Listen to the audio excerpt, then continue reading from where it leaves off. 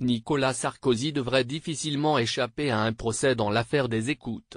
Le parquet national financier PNF a rendu 79 pages de réquisitoire, dont Le Monde a pris connaissance.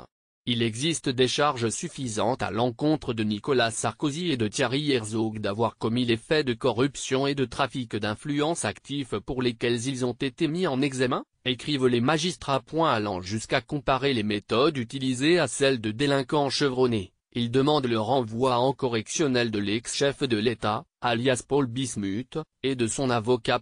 Les deux juges d'instruction, Patricia Simon et Claire Thépaut, pourrait signer l'ordonnance de renvoi devant le tribunal correctionnel d'ici à la fin de l'année, écrivent les journalistes Gérard Davet et Fabrice Lhomme.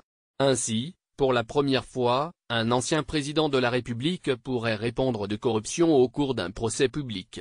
Des téléphones achetés sous une fausse identité alors qu'ils enquêtaient sur un possible financement libyen de la campagne présidentielle de Nicolas Sarkozy en 2007, les juges ont découvert que l'ex-président et son avocat communiquaient grâce à des téléphones portables secrets, acquis sous une fausse identité.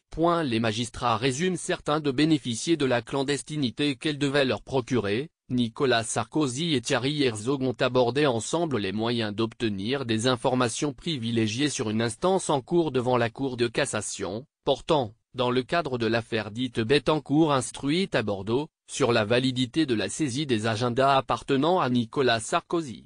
Ils ont régulièrement évoqué les moyens de tirer avantage de la présence au sein même de la Cour de cassation d'un haut magistrat qui leur était dévoué, rapidement identifié comme étant Gilbert Azibert, premier avocat général à la deuxième chambre civile de la Cour.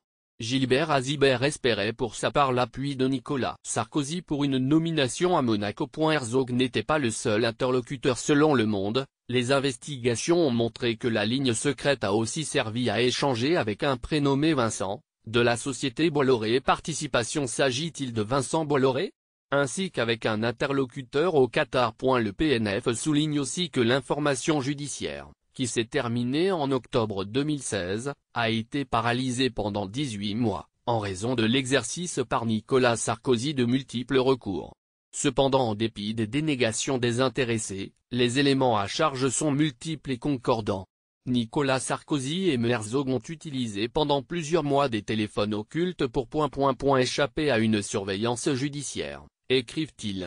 Ils poursuivent les deux téléphones, achetés en janvier 2014 sous l'identité de Paul Bismuth puis utilisés selon un mode opératoire le plus souvent utilisé par des délinquants chevronnés cherchant à déjouer les surveillances judiciaires, n'étaient pas les premiers. Le parquet estime totalement constituer les délits de corruption et de trafic d'influence, mais pas celui de recel de violation du secret professionnel. En effet, l'enquête n'a pas permis d'identifier qui les avait prévenus qu'ils étaient placés sur écoute. Dernière vidéo.